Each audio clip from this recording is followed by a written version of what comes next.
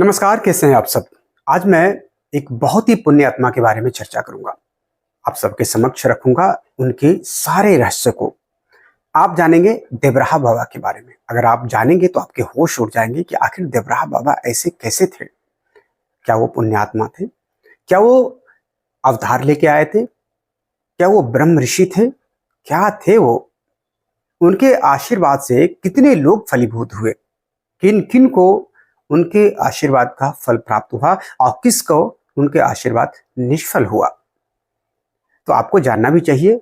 और जानिए इस महान श्रेष्ठ ऋषि के बारे में, देवराहा बाबा। देवराहा बाबा का जन्म अज्ञात है। यहां तक कि उनकी सही उम्र का आकलन किसी के पास भी नहीं है। वह यूपी के देवरिया जिले के रहने वाले थे। मंगलवार 19 जून सन 1990 को योगिनी एकादशी के दिन अपना प्राण त्यागने वाले इस बाबा के जन्म के बारे में संशय है। कहा जाता है कि वह करीब 900 साल तक जिंदा थे। बाबा के संपूर्ण जीवन के बारे में अलग अलग मत है। कई लोगों का कई मत है। कुछ लोग उनका जीवन 250 साल तो कुछ लोग 500 साल के मानते हैं। तो जानकारी किसी के पास यह नहीं सटीक जानकारी है कि बाबा कितने उम्र के बाद अपने यह जीवन लीला समाप्त किए।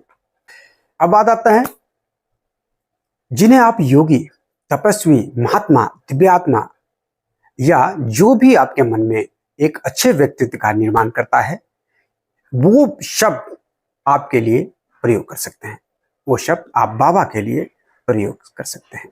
यानी कि जो आपको लगता है कि उनके ऊपर प्रयोग किया जा सकता है, आप उसको प्रयोग कर सकते हैं। सबसे मजे की बात तो यह है कि देवराहा बाबा अपनी उम्र, तप और सिद्धियों के बारे में कोई भी दावा कभी नहीं किया। सहज, सरल और सादा जीवन जीने वाले देवराहा बाबा अपने भक्तों के बिना कुछ पूछे उनके मन की सारी बातें जान लेते थे। इसे आप या चमत्कार कहें या फिर उसकी साधना की शक्ति कहें। ऋषि मुनियों के देश भारत में ऐसे कई साधु संत हुए जिन्हें दिव्य आत्मा कहा जाता है। ऐसे ही दिव्य आत्मा में से एक थे देवराहा बाबा। देवराहा बाबा बहुत ही शांत, बहुत ही सहज, बहुत ही सरल और बहुत ही निर्मल प्रवृत्ति के थे, शांत प्रवृत्ति के थे। बाबा को अद्भुत ज्ञान था और उनसे मिलने के लिए देश दुनिया के बड़े बड़े लोग उनके पास आया करते थे। देवराहा बाबा का जन्म के बारे में जैसे मैंने भी बताया, कोई नहीं जानता कि कब हुआ था। अगर बात की जाए अगर देवराहा बाबा के जन्म की, तो यह एक अनसुलझा रहस्य ही है और अनसुलझा रहस्य ही रह गया, क्योंकि बाबा ने किसी भी इंटरव्यू में या अपने किसी भी भक्त को अपने जन्म के बारे में कभी नहीं बताया। लेकिन जब बार बार उनसे पूछा जाता था तो वे मुस्कुराकर वे यही जवाब देते थे कि बच्चा, मेरी उम्र तुम नहीं जान पाओगे। बस यही कहते थे कि मेरी उम्र तुम नहीं जान पाओगे। लेकिन उनकी जटाओं से उनकी उम्र का अंदाजा लगाया जाए तो शायद 250 साल से लेकर 900 साल के बीच रही होगी, ऐसा मानना है। तो आपके मन में एक सवाल उठ रहा होगा कि क्या बाबा को भूख नहीं लगती थी? तो इस प्रश्न का उत्तर है, कई वैज्ञानिकों के अध्ययन में मिल जाता है। उनके अध्ययन जो वैज्ञानिकों ने किया उसके अध्ययन में मिल जाता है।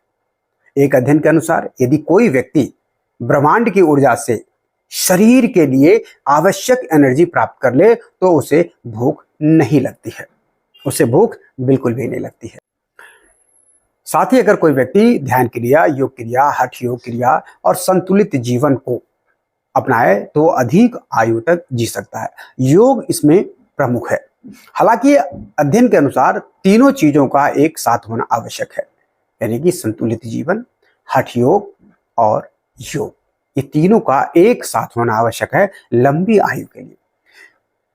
बाबा न कभी धरती पर लेटे, कभी बाबा धरती पर नहीं लेटे। हमेशा एक लकड़ी के मचान में रहते थे जो धरती से 12 फीट की ऊंचाई पर हुआ करता था। 12 फीट के मचान पर बाबा रहते थे और उसी पर बाबा योग साधना किया करते थे। हठ योग, योग, प्राणायाम जो भी था उसी पर किया करते थे। सुबह स्नान करने के लिए ही बाबा मचान के नीचे उतरते थे, सिर्फ स्नान करने के लिए बाबा मचान पर उतरते थे, मचान पर से उतरते। जब कभी उन्हें कोई भक्त मिलने जाता था तो वे वहीं से, मानी कि मचान से ही अपने चरण उस भक्त के सिर पर छुआ देते थे। जिस भक्त को ऐसा आशीर्वाद मिलता था उसका सौभाग्य उदय हो जाता था। इन्हीं सब हैरान कर देने वाली बातों में से एक बात और जोड़ दीजिए कि वो कभी कपड़ा नहीं पहनते थे, चाहे जितनी ठंडी हो, चाहे जितनी गर्मी हो, हमेशा बाघ के छाल को लपेटे रहते थे। यह तो सिर्फ भक्तों द्वारा देखी गई घटना है, लेकिन इससे पहले कई सैकड़ों वर्ष उन्होंने हिमालय में तपस्या की थी। कई सैकड़ों वर्ष उन्होंने हिमालय में तपस्या की थी। उन्होंने हिमालय में तपस्या किया, उनका कोई अनुमान नहीं है। तो जान लेते हैं देवराहा बाबा की सिद्धियां। बाबा महर्षि पतंजलि द्वारा प्रतिपादित अष्टांग योग में पारंगत थे। पतंजलि यानी कि रामदेव बाबा वाला पतंजलि नहीं, पतंजलि महर्षि, जिन्होंने योग इजाद किया, जिन्होंने योग का निर्माण किया, जिन्होंने योग के बारे में बताया। तो उनके द्वारा प्रतिपादित अष्टांग योग में बाबा पारंगत थे। हठ योग की 10 मुद्राओं में बाबा पारंगत थे, जिसके कारण वो कभी कहीं भी किसी भी पल में आ जा सकते थे, कहीं भी आ जा सकते थे। योग के कारण एक पल में कहीं जा सकते थे, कहीं आ सकते थे। जैसे परशुराम के पास योग की साधना थी कि महेंद्र पर्वत पर कभी भी पहुंच जाते थे, वापिस आ जाते थे। इसी तरह से बाबा के पास वो शक्ति थी। उनके भक्तों के द्वारा कहा जाता है कि बाबा एक साथ 2 अलग अलग जगहों पर भी उपस्थित हो सकते हैं। यानी कि उनके भक्तों ने कहा कि बाबा ऐसे थे कि एक जगह एक बार में आप यहाँ भी बाबा को देख सकते हैं, वहां भी देख सकते हैं और यहाँ भी देख सकते हैं। ऐसे उनके भक्तों का कहना है। बाबा को कई सिद्धियां भी प्राप्त थी, कई सिद्धियां प्राप्त थी, जो इस प्रकार से है, जो मैं आपको व्याख्या कर रहा हूं कि कैसे कैसे बाबा के पास सिद्धियां थी। जिसमें एक सिद्धि पानी में बिना सांस रोके रहने की थी। दूसरी जंगली जानवरों की भाषा समझ लेते थे और खतरनाक जंगली जानवरों को पल भर में काबू कर लेते थे, जो एक सामान्य मनुष्य के बस में की बात है ही नहीं। बाबा किसी को भी कहीं भी कोई भी चिड़िया चुनमुन जानवर अगर कुछ बोलते थे तो उनकी भाषा को समझ लेते थे। इसका आगे मैं वीडियो में बता रहा हूं कि इसका उदाहरण भी सबों के समक्ष एक बार उन्होंने रख ही दिया। तीसरी खेचरी मुद्रा में उनको महारत हासिल थी। खिचड़ी मुद्रा ये भी एक योगी होता है, जिसके कारण बाबा आवागमन करते थे। हालांकि बाबा को किसी ने आते जाते कभी नहीं देखा।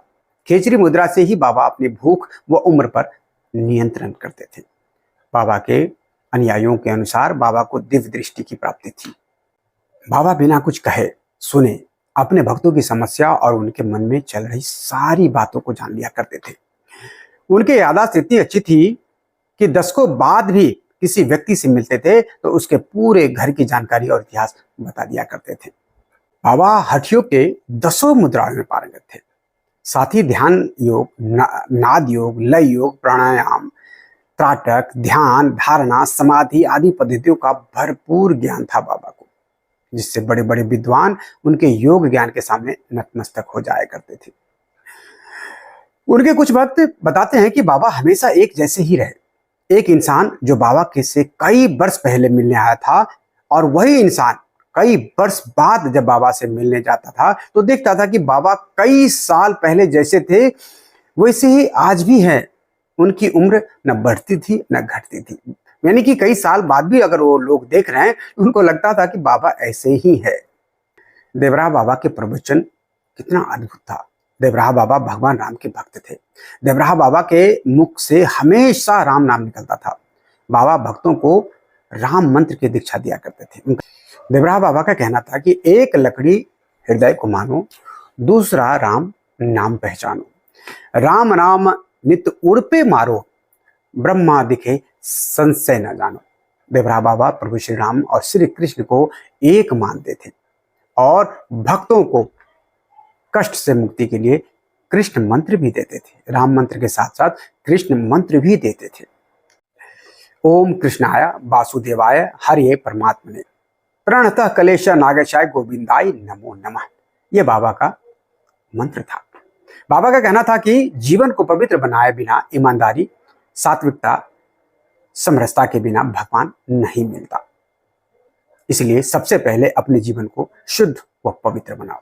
बाबा सदैव लोगों को यही शिक्षा दिया करते थे कि भगवान को इधर उधर ढूंढने से बेहतर है कि आप अपने आप को पवित्र कीजिए, शुद्ध कीजिए, मन को शुद्ध कीजिए। शुद्ध मतलब ये नहीं गंगा जल छिड़क लीजिए, शुद्ध मतलब मन को शुद्ध कीजिए।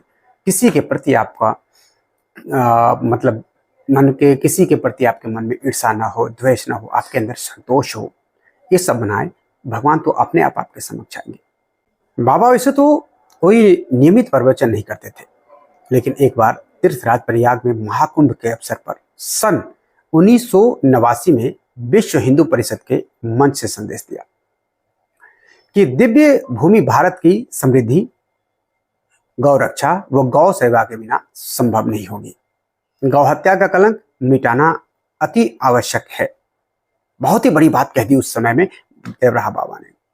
गौ रक्षा, गौ सेवा के बिना संभव नहीं है भारत की समृद्धि। गौ हत्या का कलंक मिटाना अति आवश्यक है। बाबा गौ सेवा व गौ रक्षा के पूरे जोर समर्थक थे। ऐसे ही उन्होंने श्री राम मंदिर के लिए भविष्यवाणी की, जो अंतोगत्वा सच साबित हुई। यानी कि देवराहा बाबा ने बहुत पहले बोल दिया था कि अयोध्या में श्री राम मंदिर बनेगा, ऐसा आभास हो रहा है, ऐसे उनके भक्तों का भी कहना है। और जो सच भी हुआ, लेट हुआ लेकिन सच हुआ, और अयोध्या में श्री राम जी का भव्य मंदिर बन करके तैयार हो गया। कुछ देवराहा बाबा के भक्त की बात की जाए तो बाबा के भक्तों की तो देश दुनिया के लाखों ऐसे भक्त हैं देश दुनिया में जिनका नाम लेना संभव ही नहीं है, लेकिन कुछ ऐसे भक्त हैं जिनके बारे में आप अच्छी तरह से जानते होंगे। ये बता देना भी उचित है ताकि आप इसको समझ लेंगे। ब्रिटिश शासक जॉर्ज पंचम 1911 में जब भारत आया था तो वो बाबा से मिलने देवरिया गया हुआ था। 1911 में बाबा इतना प्रसिद्ध थे, जब न सोशल मीडिया का जमाना था न कुछ था। 1911 उसमें ब्रिटिश शासक जॉर्ज पंचम को बाबा के बारे में पता चला और इतने उनसे प्रभावित हुए कि उनसे मिलने वो देवरिया पहुंच गए। भक्तों में शामिल है पूर्व राष्ट्रपति डॉक्टर राजेंद्र प्रसाद, महामाना मदन मोहन मालवीय, पूर्व प्रधानमंत्री लाल बहादुर शास्त्री, इंदिरा गांधी, राजीव गांधी, अटल बिहारी वाजपेयी और पूर्व गृह मंत्री बूटा सिंह जैसी महान राजनीतिक हस्तियां भी उनके भक्त थे। लेकिन इन सब में जो बाबा के सबसे निकट भक्त थे उनका नाम था मार्कंडेय महाराज, जिन्होंने बाबा की लगभग 10 साल सेवा की। इसके अतिरिक्त फिल्मी दुनिया की कई नामचीन हस्तियां भी और बड़े बड़े अधिकारी भी बाबा के भक्त रहे, जो समय समय पर बाबा से आशीर्वाद लेने बाबा के आश्रम में जाया करते थे देवरिया। देवराहा बाबा के कुछ चमत्कार बता रहा हूं। बाबा तो हर पल हर क्षण चमत्कार किया करते थे, लेकिन कुछ प्रसिद्ध चमत्कार आपके लिए प्रस्तुत कर रहा हूं। देश के प्रथम राष्ट्रपति डॉक्टर राजेंद्र प्रसाद के कथनानुसार जब ये बचपन में अपने माता पिता के साथ बाबा जी के दर्शन करने गए तो बाबा देखते ही बोल पड़े, तो ये बच्चा एक दिन राजा अवश्य बनेगा। तो राजेंद्र प्रसाद राष्ट्रपति बनने के बाद बाबा को पत्र लिखकर धन्यवाद कहा और वर्ष 1954 में प्रयागराज के कुंभ में बाबा का सार्वजनिक पूजन भी किया। एक बड़ी ही रोचक घटना है इलाहाबाद हाईकोर्ट के एक वकील की। वकील ने, जो बाबा के भक्त थे, दावा किया था कि बाबा अपने शरीर त्यागने का समय 5 वर्ष पहले ही बता दिया था।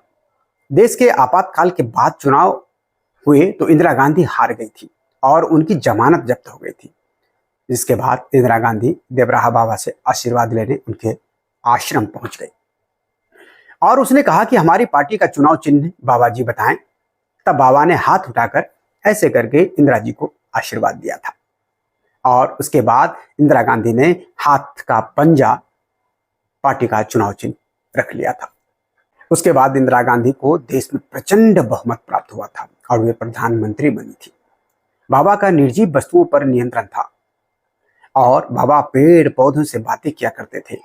उनके आश्रम में बबूल के पेड़ लगे हुए थे, लेकिन उसमें कांटे नहीं होते थे। बहुत आश्चर्य की बात है कि बबूल के पेड़ तो थे लेकिन उसमें कांटे नहीं हुआ करते थे। और तो और उसके आश्रम में लगे बबूल के पेड़ खुशबू बिखेरते थे, जबकि बबूल के पेड़ में कभी खुशबू नहीं होता था, लेकिन बाबा के आश्रम में लगे बबूल के पेड़ से खुशबू आती थी। राजीव गांधी बाबा के बहुत बड़े भक्तों में से एक थे। एक बार राजीव गांधी बाबा का आशीर्वाद लेने उसके आश्रम आना चाहते थे, जिनके उनके अधिकारियों ने विधिवत योजना तैयार की। राजीव गांधी के आने से पहले ही उनके अधिकारी सुरक्षा का जायजा लेने बाबा के आश्रम आए। तो आश्रम के पास एक ऐसा बबूल का पेड़ था जिसे सुरक्षा कारणों से काटना अति आवश्यक था। जब बाबा को इस बारे में पता चला तो उन्होंने अधिकारियों को बुलाकर कहा कि वह मेरा मित्र है, यानी कि बबूल के पेड़ मेरा मित्र है, मैं इससे बातें करता हूं, इस बेचारे का क्या दोष है जो इसे काटा जा रहा है। इस पेड़ को मत काटो, जाओ, तुम्हारे प्रधानमंत्री का दौरा रद्द हो जाएगा। और यह कहने के कुछ देर बाद ही वहां मौजूद अधिकारियों को सूचना प्राप्त हुई कि प्रधानमंत्री राजीव गांधी का दौरा रद्द हो गया है। उसके बाद सारे अधिकारी बाबा के प्रणाम करके नतमस्तक होकर के वहां से चल दिए। बाबा का प्रसाद देने का तरीका भी बहुत अचंभित करने वाला था और बहुत अचंभित करने वाला होता था। जब भी कोई भक्त बाबा से प्रसाद की मांग करता तो वो बाबा अपने मचान पर बैठे बैठे ही मचान की खाली जगह पर हाथ रगड़ देते थे। तो कुछ देर बाद बाबा की मुट्ठी में मिठाई या फल या मेवा आदि आ जाता था और बाबा उसी को प्रसाद के रूप में अपने भक्तों को दे दिया करते थे।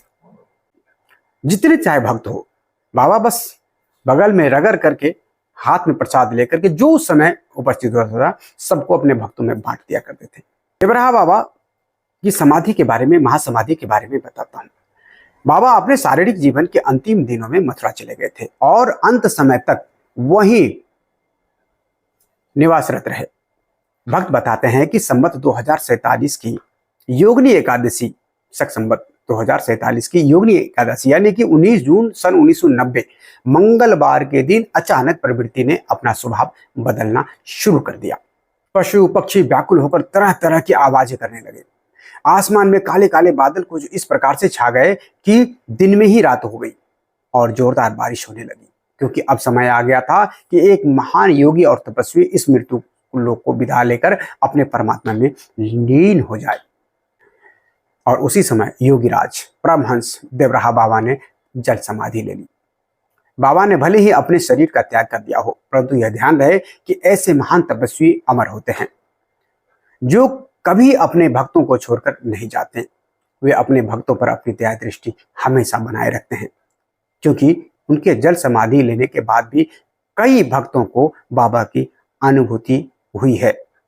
देवराहा बाबा का आश्रम का पता, आप यह वीडियो इतने तक देखने के बाद आप जानते हो कि पता कहाँ है। तो महर्षि योगीराज देवराहा बाबा मंच आश्रम, मैल, जिला देवरिया, उत्तर प्रदेश में है। आशा करता हूं कि देवरिया में आप लोग कभी जाना हो तो आश्रम भी जाएंगे। ये भी आशा करता हूं कि यह वीडियो आपको अच्छा लगा होगा और देवराहा बाबा के बारे में आप पूरे जानकारी प्राप्त कर लिया होगा। अगर वीडियो अच्छा लगा है तो हमारे वीडियो को शेयर कीजिए, लाइक कीजिए, सब्सक्राइब कीजिए, ताकि हर लोगों के पास ये वीडियो पहुंचे और देवराहा बाबा जैसे दिव्य संत के बारे में जानकारी प्राप्त हो सके। बहुत बहुत धन्यवाद। नमस्कार।